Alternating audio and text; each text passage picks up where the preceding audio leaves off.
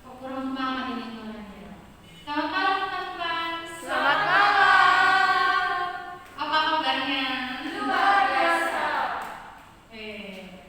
Ya sekarang kita akan mulai belajar. Kita akan ujikan seperti bapak saya nanti.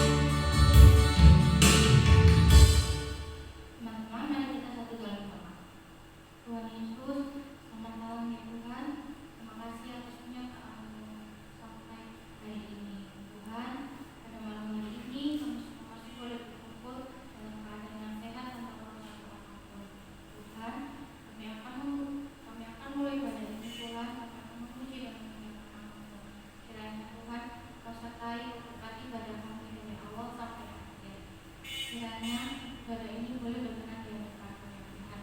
Terima kasih Tuhan, kami serahkan semuanya dalam tangan-Mu. Dan nama Tuhan Yesus kami sudah berdoa dan mengucap amin. Masih ada semangat teman-teman? Amin. Ayo kita bangkit berdiri. Kita akan menyanyikan bersuka dalam Tuhan.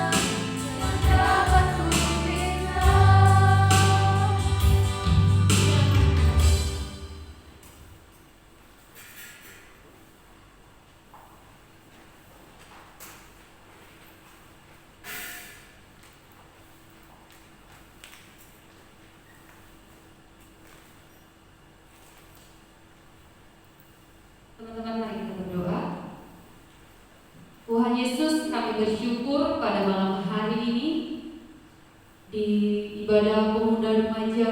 Tuhan masih memberikan kami kesempatan, Tuhan masih memberi kami anugerah untuk kembali bersama-sama memuji dan memuliakan nama Tuhan, terlebih untuk merenungkan kebenaran firman Tuhan.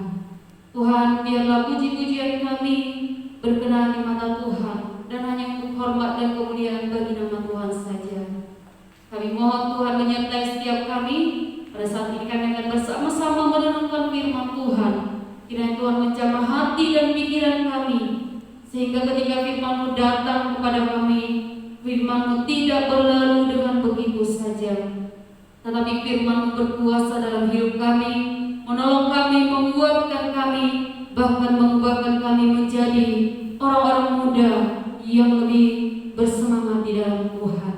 Terima kasih Bapa, Hamba-Mu dalam segala keterbatasan, kiranya Tuhan mampukan, biar hanya apa yang menjadi isi hati Tuhan boleh disampaikan, sehingga melalui firman Tuhan hidup kami sama-sama diubahkan. Terima kasih Tuhan, kami serahkan waktu ini dalam tangan-Mu. Di dalam nama Tuhan Yesus kami berdoa dan mengucap syukur. Amin. Selamat malam teman-teman. Bagaimana kabarnya? Luar biasa. Kayaknya kurang luar biasa, nggak semangat. Bagaimana kabarnya? Luar biasa. Ya, sehat semua? Amin. Ya, sehat semua. Pada malam hari ini, teman-teman, kita akan bersama-sama merenungkan firman Tuhan yang terambil dari Mazmur.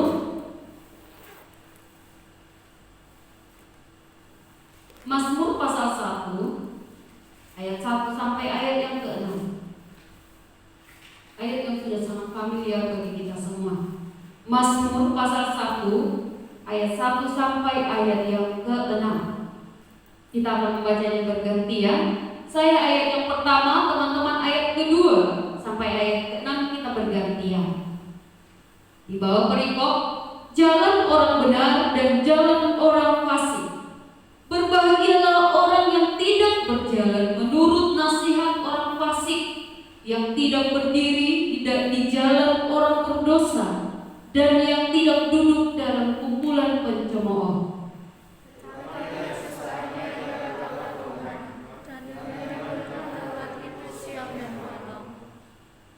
Ia seperti pohon yang ditanam di tepi aliran air, yang menghasilkan buahnya pada musimnya, dan yang tidak layu daunnya. Apa saja yang diperbuatnya berhasil.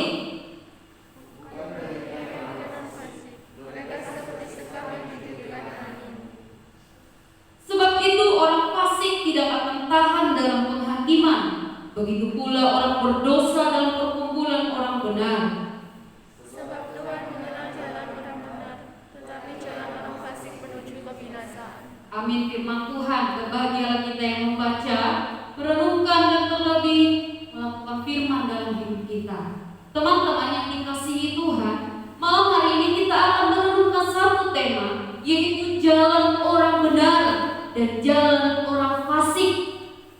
Sesuai judul di dalam Alkitab ya, jalan orang benar dan jalan orang fasik. Pada malam hari ini kita akan melihat dua perbedaan yang sangat-sangat jelas dan yang tidak akan pernah bisa digabungkan, dan hanya bisa dipilih satu di antaranya, ya, itu kehidupan orang benar dan orang fasik.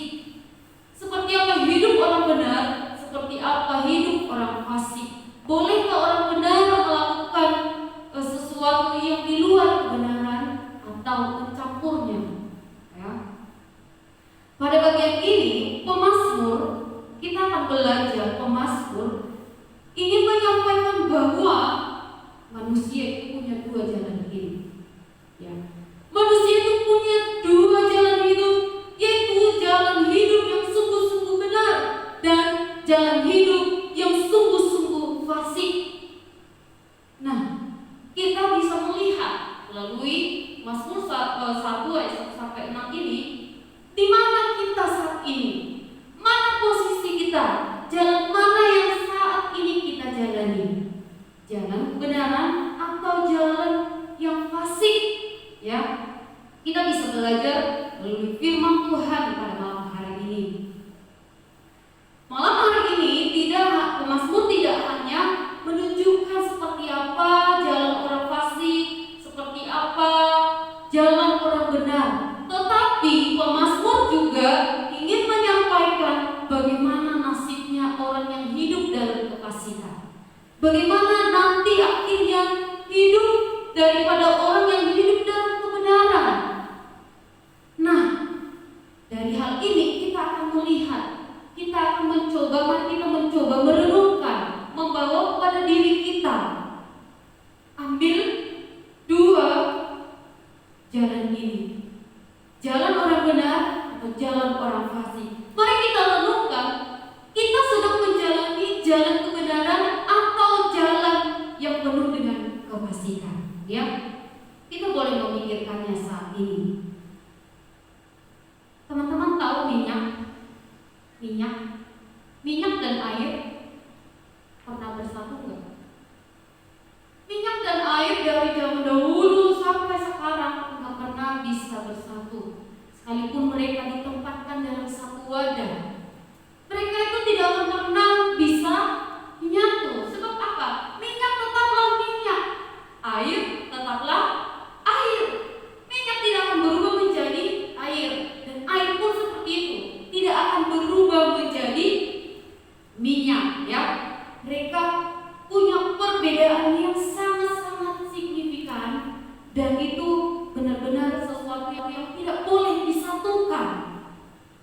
Minyak dan air tidak bisa disatukan karena memang mereka punya jalannya masing-masing, mempunyai jenisnya sendiri-sendiri. Nah, sama juga dengan kehidupan yang benar.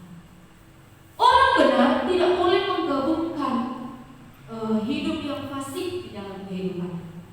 Orang benar tidak akan pernah bisa melakukan sesuatu yang jahat. Kenapa? Dia itu orang benar. Dan sebaliknya, orang yang fasik itu tidak akan pernah bisa melakukan kebenaran. Kenapa? Dia punya pribadinya sendiri. Ya, sama seperti dosa. Ya, dosa tetaplah menjadi dosa.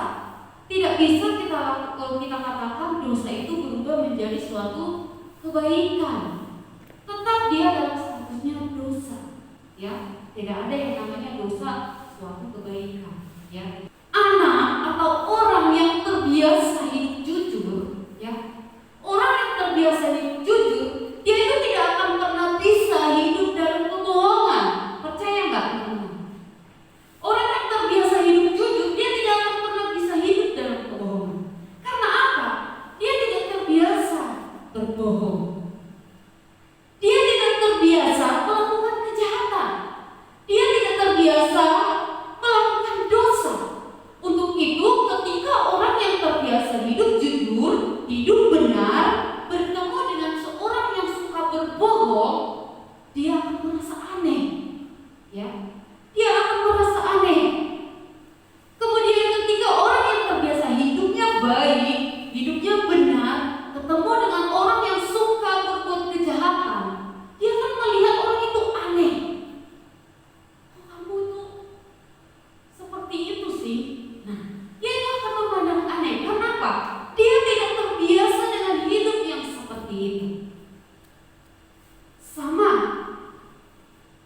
juga orang yang terbiasa hidup dalam kejahatan, hidup dalam kebohongan, yang terbiasa hidup di dalam dosa, dia juga tidak akan merasa nyaman dengan orang yang hidupnya jujur.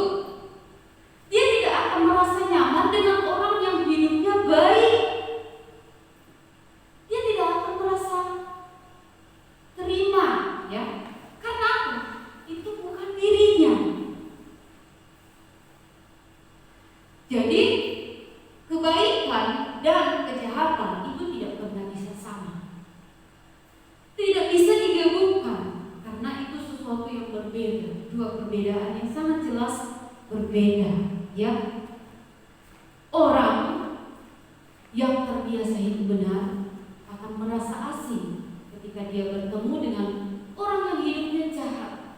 Sama, orang yang terbiasa hidup dalam kejahatan akan merasa aneh kalau dia bertemu dengan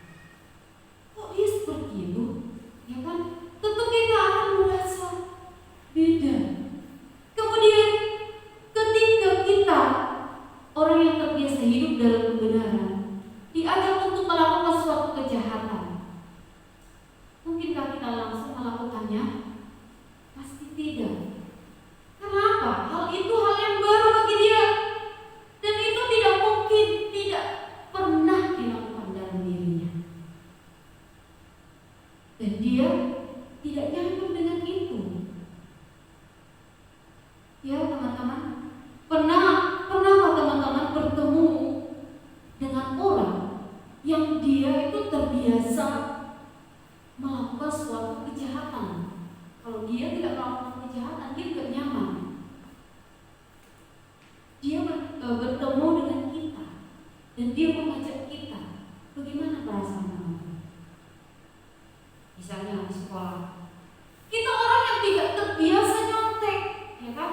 Kita orang yang tidak terbiasa nyontek, tiba-tiba ada yang mengajak kita nyontek. Nyaman gak kita? Pasti kita tidak nyaman, ya. Tapi orang yang sudah terbiasa nyontek itu, dia sangat nyaman. Karena apa? Itulah hidupnya dia.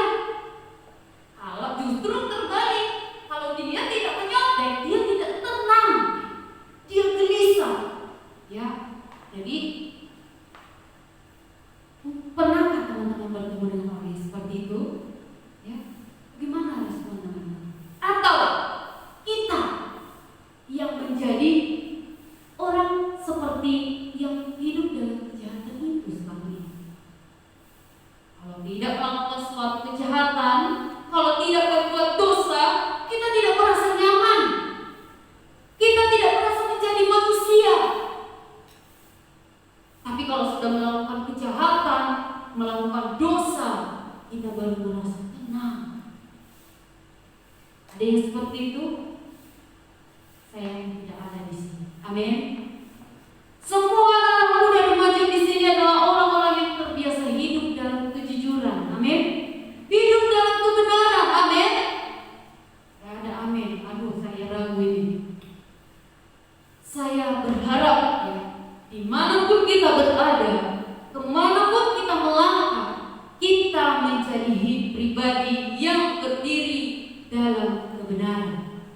Pribadi yang tidak terbiasa dengan kejahatan, pribadi yang tidak terbiasa dengan dosa, tetapi kita menjadi pribadi yang terbiasa dengan kebenaran.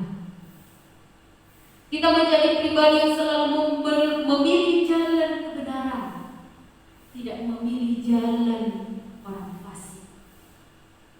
Jalan orang benar akan selalu membawa dirinya kepada hal-hal yang positif, hal-hal yang membangun, hal-hal yang benar, dan yang terpenting yang menyenangkan hati Tuhan. Tetapi orang yang berjalan menurut jalan orang fasik akan selalu menuntun dirinya kepada jalan kejahatan, kepada hal-hal yang membawa dia jatuh ke dalam dosa, kepada hal-hal yang membuat dia terbiasa di dalam kehidupan yang tidak benar. Jalan orang fasik, ya.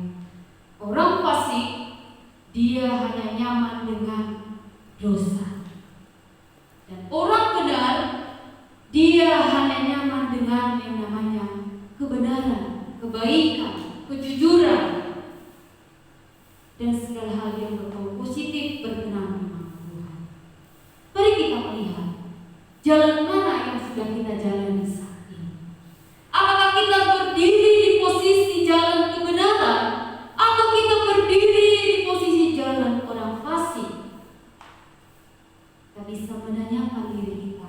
Kita bisa mengoreksi diri kita dengan mengulang kembali sejauh ini perjalanan kita. Di mana posisi kita sekarang? Apakah kita masih orang yang cenderung terbiasa dengan kejahatan, terbiasa dengan dosa, terbiasa dengan tipu muslihat, terbiasa dengan hal-hal yang negatif? Atau kita selama ini berjalan dalam kebenaran, terbiasa hidup jujur, jujur kepada diri sendiri, jujur di hadapan Tuhan, jujur di hadapan orang tua, dimanapun hidup jujur dan hidup benar? Jika saat ini kita berdiri dan berjalan di jalan kebenaran, bersyukurlah kepada Tuhan dan jangan berubah. Jangan menggeser lagi, berpindah ke jalan fasik. Tetapi kalau selama ini kita masih cenderung terbiasa dalam kejahatan, hidup di dalam dosa, hidup di dalam kehidupan yang tidak berarti, teman-teman, kita harus berubah. Amin. Kita harus berubah. Kita harus menggeser langkah kita kepada jalan kebenaran. Ya. Kenapa? Kenapa kita harus berubah? Kenapa kita harus meninggalkan jalan kejahatan, jalan kefasikan? Karena itu tidak ada gunanya. Tidak ada gunanya. Itu hanya akan membuat diri kita, mendorong diri kita berjalan langkah demi langkah, sedikit demi sedikit menuju kepada jurang kebinasaan. Jadi teman-temanku, sekalipun kita masih muda, ya, sekalipun kita ini memiliki darah muda, kita harus menjadikan pribadi kita menjadi orang-orang yang berani berjalan pada jalan kebenaran. Kita boleh beranjak lebih tinggi, lebih menjadi orang remaja dewasa, tetapi jangan sampai hal-hal yang kita coba adalah hal-hal yang negatif, teman-teman. Jangan sampai kita bergeser posisi pada jalan orang-orang fasik. Ya, ada kan itu waktu dia masih remaja, dia itu anak yang baik, anak yang taat, anak yang rajin beribadah, anak yang pandai berdoa, anak yang suka memuji Tuhan. Tapi ketika dia beranjak remaja, masuk kelas SMP, SMA, dia berubah drastis menjadi anak pemuda remaja yang kebalikan dari dia yang dulunya. Ada banyak, teman-teman. Itu karena apa? Karena perubahan zaman dan juga dorongan kekuatan dan darah muda ini. Hati-hati, teman-teman. Jangan sampai kita yang dulunya baik berubah menjadi buruk. Justru kita yang tadinya baik, kita harus berubah menjadi orang yang lebih baik. Ya, kita terus berjalan pada kebenaran itu. Kita terus bertumbuh kepada jalan kebenaran itu. Jangan melenceng, jangan meleset, bahkan jangan mencoba ingin masuk kepada jalan orang fasik. Amin, teman-teman. Jangan berubah, ya. Jalan orang benar ketika kita saat ini sudah berada, berdiri, berjalan di dalam jalan kebenaran. Jangan lagi berpikir untuk mengubahnya. Tetapi ketika kita sampai saat ini masih berada ataupun berdiri di jalan orang-orang fasik, kita harus bergumul. Kita harus bertobat, kita harus berubah, dan kita harus membawa diri kita kepada hal-hal yang benar. Kita harus membangun diri kita pada hal-hal yang positif. Ya, ya kan? Sekarang manusia, orang-orang muda, dia malu untuk berdoa, tetapi dia tidak malu untuk membuka bajunya di media sosial. Jadi hati-hati, teman-teman. Kemajuan teknologi sekarang sangat membuat orang-orang muda sulit untuk berdiri pada jalan kebenaran. Sangat sulit untuk menjaga dirinya. Ya, jangan sampai kebalik. Berdoa tidak berani, tetapi melakukan hal-hal yang negatif berani di media sosial. Itu kebalik nggak, teman-teman? Itu kebalik. Harusnya kita sungkan melakukan hal-hal yang negatif di media sosial dan kita berani untuk hal-hal yang benar. Tapi sekarang zamannya sudah kebalik, teman-teman. Orang lebih tegas menunjukkan dirinya ketika dia berada pada jalan yang salah, dan dia bersembunyi jika dia berada pada jalan yang benar. Untuk itu kita harus selalu waspada, ya, terlebih kita sebagai orang-orang muda remaja, kita harus tetap berjalan pada jalan kebenaran apapun keadaan yang saat ini terjadi. Justru kita harus membawa kemajuan sekarang ini untuk hal-hal yang positif, ya. Kita harus menjadi orang-orang yang positif melalui kemajuan teknologi zaman sekarang. Anak yang hidup dalam kebenaran akan menyukai hidup yang benar dan lebih memilih kebenaran. Ya. Orang-orang yang hidup dalam kebenaran akan lebih menyukai hidup yang benar, akan lebih menyukai gaya hidup yang benar, yang positif, dan akan terus lebih memilih kebenaran daripada yang lain. Itulah orang yang hidup di dalam kebenaran. Orang yang hidup di dalam kebenaran akan menjadi diri sendiri. Ya. Mari kita melihat ayat yang pertama. Berbahagialah orang yang tidak berjalan menurut nasihat orang fasik, yang tidak berdiri di jalan orang berdosa, dan yang tidak duduk dalam kumpulan pencemooh. Dari ayat ini kita melihat bahwa orang yang hidup di dalam kebenaran, dia menjadi diri sendiri. Dia akan menjadi diri sendiri. Kenapa? Dia tetap memilih untuk tidak hidup seperti orang fasik, sekalipun orang fasik menggoda dia, ya, orang jahat menggodai. Sekalipun orang mengajak kita untuk melakukan dosa, orang yang hidup dalam kebenaran akan tetap menjadi dirinya sendiri. Yaitu apa? Berkata tidak pada dosa, tidak untuk bergabung dengan hidup yang penuh dosa. Ya, dia akan menjadi diri sendiri, teman-teman. Sudahkah kita menjadi diri sendiri di dalam menghadapi kenyataan di dunia ini, terlebih menolak dosa? Sudahkah kita menjadi diri kita sendiri yang menyukai kebenaran? Yang kedua, orang yang hidup dalam kebenaran, dia suka merenungkan firman Tuhan siang dan malam.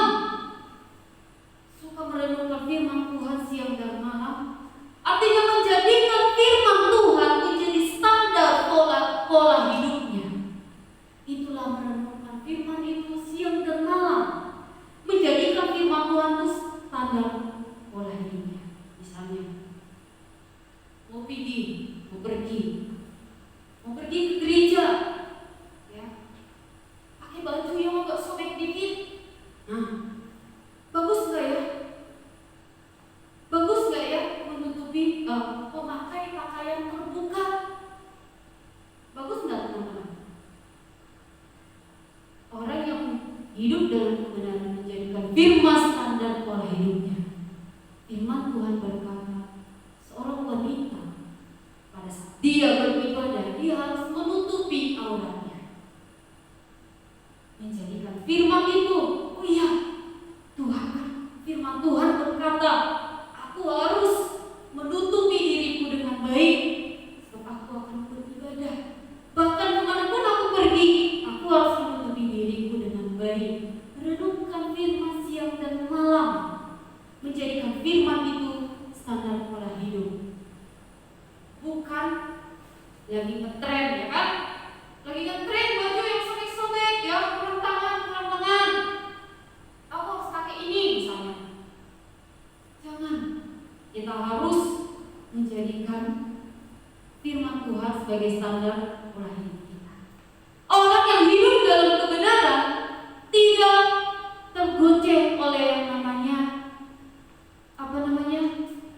ngetren-ngetrennya baju ataupun kebajuan. Boleh melihatnya keadaan yang sedang terjadi, tetapi untuk patut digunakan atau tidaknya harus kembali kepada standar firman Tuhan. Ya, orang yang hidup di dalam kebenaran akan dikatakan menjadi orang yang berbahagia. Kenapa dia menjadi orang yang berbahagia? Sebab orang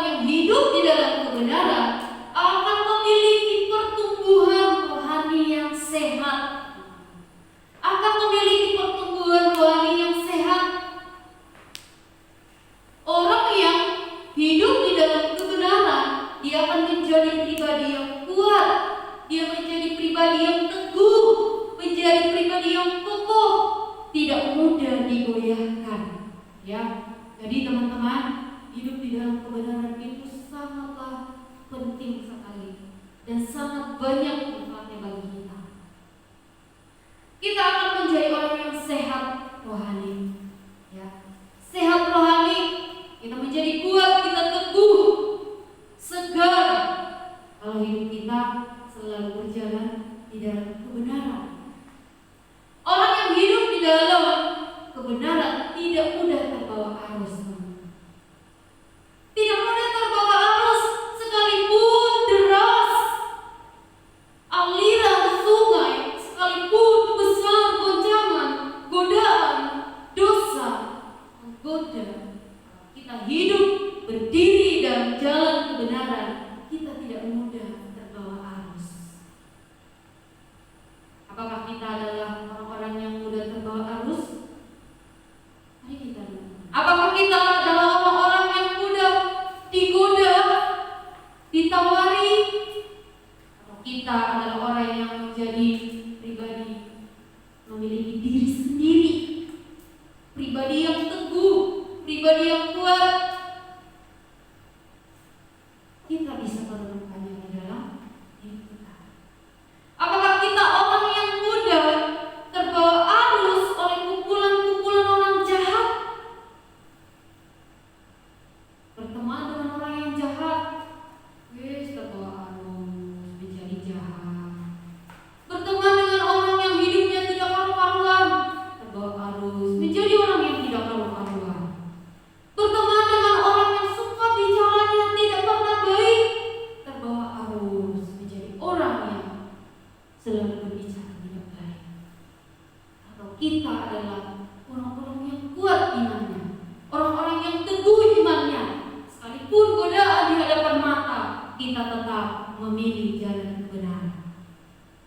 Orang yang berjalan dalam kebenaran, dia memiliki semangat yang luar biasa dan hidupnya diberkati Tuhan.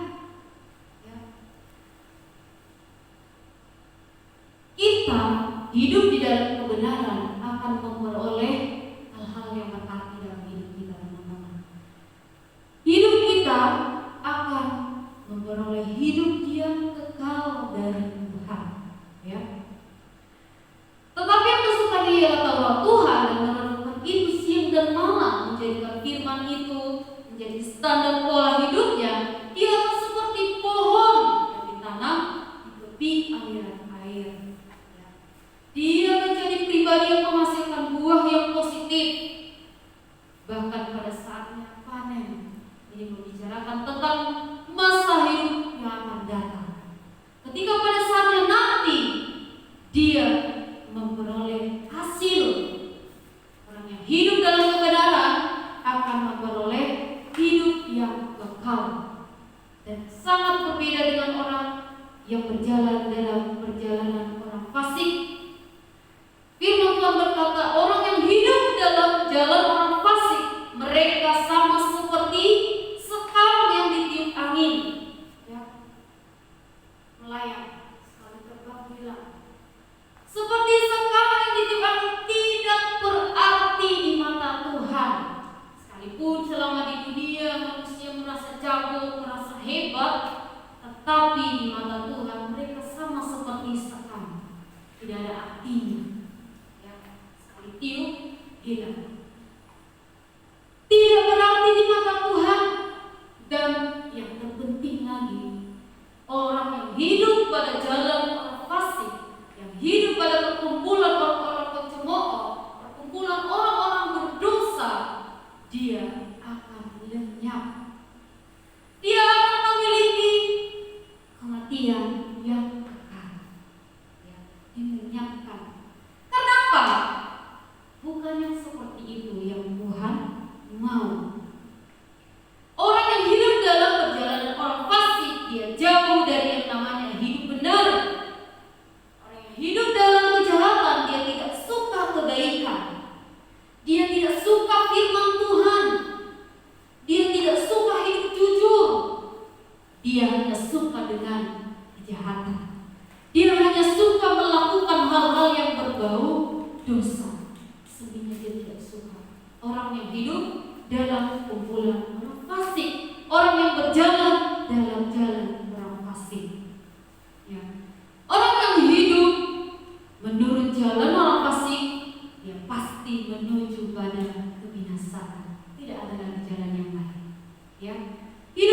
kita nanti hanya ada dua, hidup kekal dan mati kekal.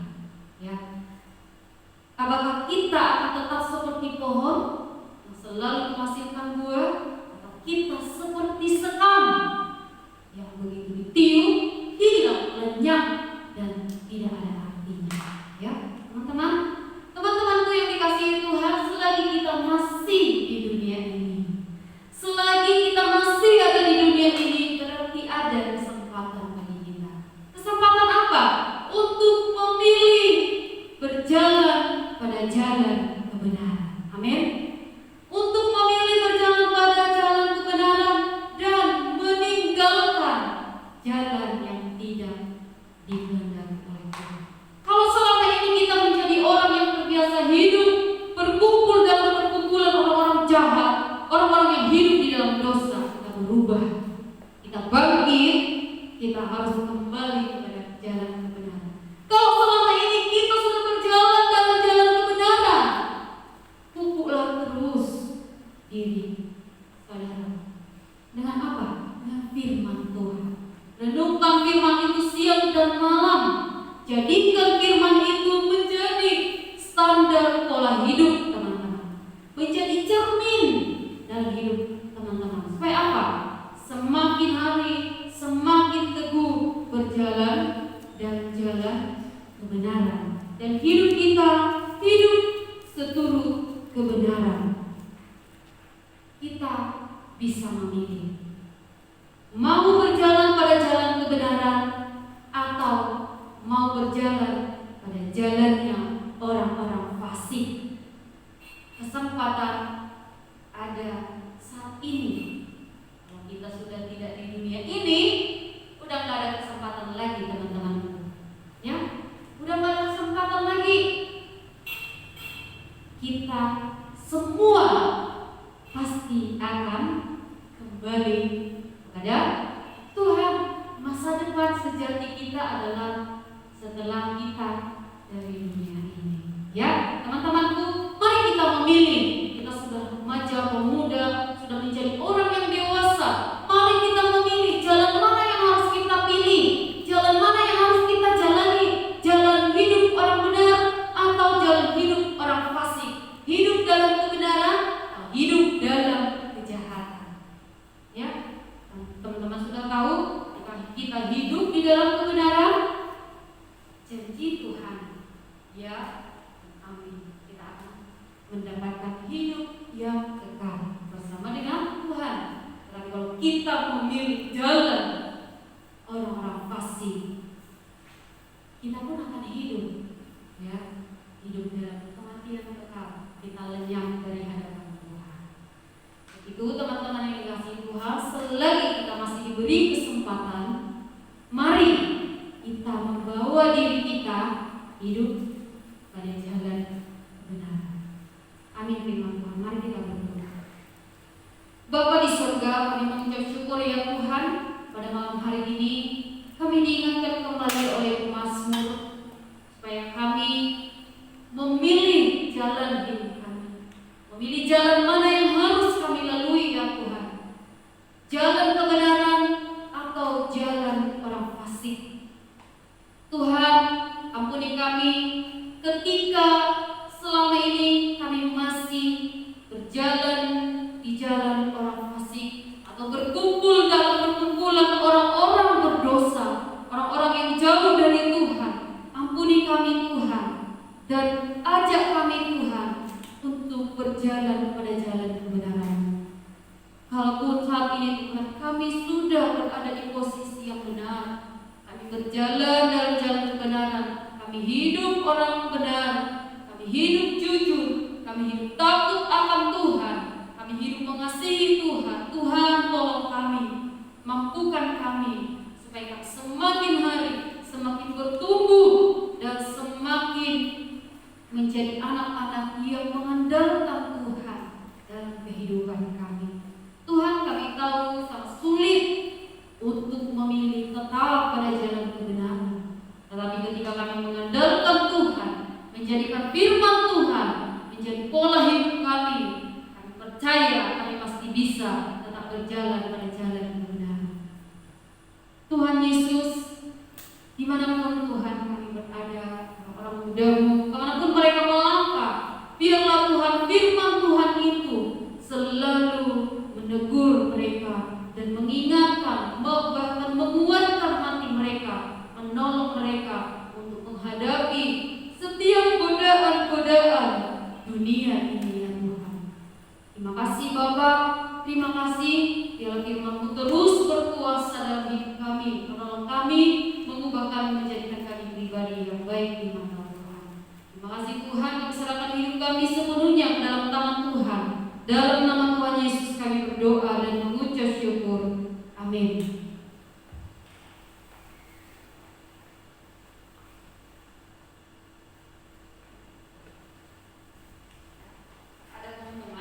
Teman-teman, hari Minggu, jika memang teman-teman tidak sibuk, ya tidak bekerja, silakan kita mengikuti ibadah raya, ibadah minggu kita. Kalau teman-teman tidak sempat ibadah pagi, teman-teman boleh ikut di dalam ibadah sore, ya. Ibadah sore mulainya jam 5, kemudian ibadah pagi mulai seperti biasa 8:30 pagi, ya. Teman-teman, selagi ada kesempatan bagi kita, mari kita memberikan waktu beribadah dalam ibadah raya minggu, ya teman-teman. Jadi ada 2 kali ibadah kita, pagi 8:30 dan sorenya ada ibadah jam 5. Jadi jangan dilupakan teman-teman, ya. Oke. Untuk yang pelayanan besok,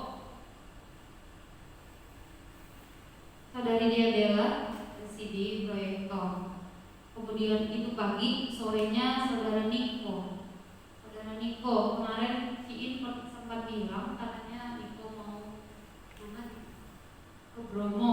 Nah, kemungkinan Nikonya mungkin tidak bisa pelayanan sore hari, dan Kak Citra akan minta tolong kepada teman-teman, ya.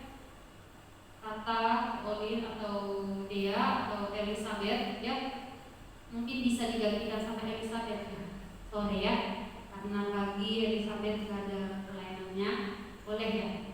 Oke, nanti digantikan sama Saudari Elizabeth, ya, untuk LCD proyektor. Kemudian kameramen pagi ya Saudari Tata, kemudian kameramen sore Saudari Ruth. Ya, Saudari Ruth kameramen sore. Ya, teman-teman, pelayanan LCD kemudian pelayanan kameramen itu adalah pelayanan yang termasuk bagian penting dalam perjalanan ibadah. Karena apa? Pelayanan kita sekarang adalah pelayanan modern, kan? Pelayanan modern yang canggih, yang perjalanan ibadah bisa berjalan baik kalau dibantu dengan operasi yang baik, ya. Jadi teman-temanku, saya harap kita bisa datang dengan tepat waktu, terkhusus kameramen dan juga LCD. Kelihatannya sederhana kan LCD sama kameramen itu, ya. Tapi yang teman-teman tahu, di dalam ibadah yang paling penting tidak bisa terlambat hadir itu kameramen, kan akan biasa yang baik. Yang paling tidak bisa terlambat itu sebenarnya apa? Pelayanan LCD proyektor, pokoknya yang bagian-bagian berbau dengan mendukung pelayanan, kemudian untuk ghostnya sama singernya, sama penerima tamu. Hal-hal yang sederhana kan, penerima tamu kan sederhana, LCD proyektor itu kan sederhana, paling yang agak ini yang ada di depannya, tapi sangat berefek sekali kalau hal-hal yang tadi itu dijalankan tidak sesuai waktunya. Saya yang akan perhatikan aja kalau ada KKR, ya. Kalau KKR yang paling diutamakan pertama hadir itu adalah berbau dengan yang berkaitan dengan pokoknya pelayanan, LCD lah, pokoknya lighting lah, kemudian yang memperhatikan sound system lah, pokoknya hal-hal yang sederhana itu yang paling diutamakan. Apalagi yang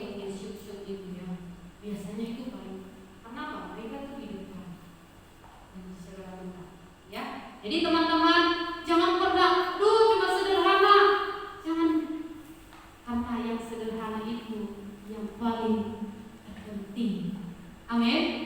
Ya, jadi terlebih lagi bersyukur ya, kita diberikan kesempatan. Jika teman-temanku ada yang memang yang lain juga cowok-cowok ya rindu mau terlibat pelayanan, silakan menghubungi saya juga boleh ya, dengan senang hati ya, kita bisa rollingan jadwal ya, kalau ada bisa menghubungi kita. Oke teman-teman, itu saja pengumuman. Jika ada yang kurang jelas nanti silakan ditanyakan. Mari saya undang teman-teman bangkit berdiri. Kita akan mengakhiri ibadah kita. Mari kita berdoa. Bapa di surga, kami mengucap syukur ya Tuhan pada malam hari ini. Tuhan memberkati ibadah kami dari awal hingga sampai saat ini. Tuhan, kami serahkan seluruh rangkaian ibadah kami ini Tuhan ke dalam tangan-Mu. Biarlah puji-pujian kami untuk hormat dan kemuliaan bagi nama Tuhan saja. Biarlah ibadah kami pada malam hari ini berkenan di mata Tuhan dan menyenangkan hati Tuhan. Terima kasih Tuhan, terima kasih. Bentar kami akan mengakhiri ibadah kami ini. Kami mohon Tuhan memberkati hidup kami. Kami mohon Tuhan menyertai setiap langkah-langkah kehidupan kami. Terlebih Tuhan, anak-anak pemuda remaja ini, dimanapun mereka berada, kemanapun mereka melangkah ya Tuhan, mau mohon Engkau menuntun mereka, menolong mereka, melindungi, menyertai kehidupan mereka. Hamba berdoa Tuhan buat anak-anak yang masih duduk di dalam proses belajar, kiranya Tuhan menolong mereka, berikan hikmat, berikan kebijaksanaan, beri kekuatan ya Tuhan, berikan kepintaran kepada mereka untuk boleh mengikuti proses belajar yang ada pada saat ini, yaitu proses belajar daring ya Tuhan melalui online. Mungkin banyak kesulitan yang mereka hadapi, banyak tugas-tugas yang mereka hadapi ya Tuhan. Tuhan tolong mereka, beri kekuatan kepada mereka Tuhan. Biarlah Tuhan anak-anak-Mu yang masih dalam proses belajar ini boleh juga menikmati dengan segala keadaan yang sedang terjadi saat ini. Boleh mereka menjalankan proses belajar mereka dengan sukacita, dan juga Tuhan mengerjakan segala tugas-tugas mereka dengan hati yang bersemangat. Dan terlebih Tuhan, semangat yang daripada Tuhan senantiasa berkuat dalam hidup mereka. Berikan mereka Tuhan kekuatan dan kesehatan, sehingga mereka Tuhan semakin hari semakin bersemangat, dan juga Tuhan terus Tuhan giat di dalam melakukan segala aktivitas mereka. Terlebih Tuhan proses belajar mengajar mereka ya Tuhan.